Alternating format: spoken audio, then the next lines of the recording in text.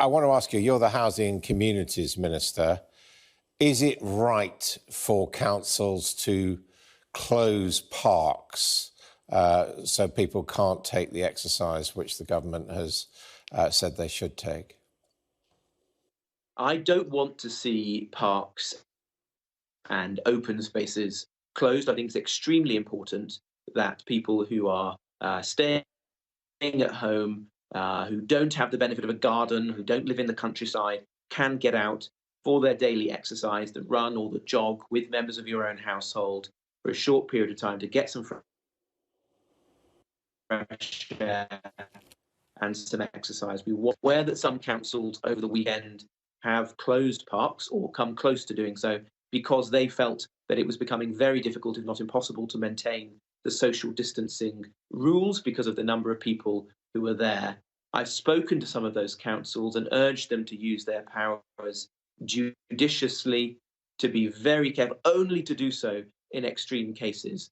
The message also is to that minority of people who have flouted the rules, who have been having picnics or congregating in groups, please respect the rules. Don't spoil this for the rest of us, particularly for those people I mean, because the point...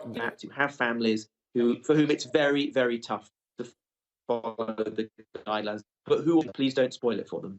I mean, the point's being made that it's particularly affecting people in poorer areas who perhaps don't have gardens that they can enjoy. That's absolutely right. Obviously, this is primarily focused on towns and cities, people who have families living in relatively cramped accommodation. There's millions of those people in this country. We all need to play our part, adhere to the guidelines. In doing so, we'll protect the NHS and save people's lives. But by doing that, we won't force councils to take steps which I don't believe they want to do, which would be to close these parks and make everyone else's lives much more difficult. This is a critical period now when we're reaching or approaching the peak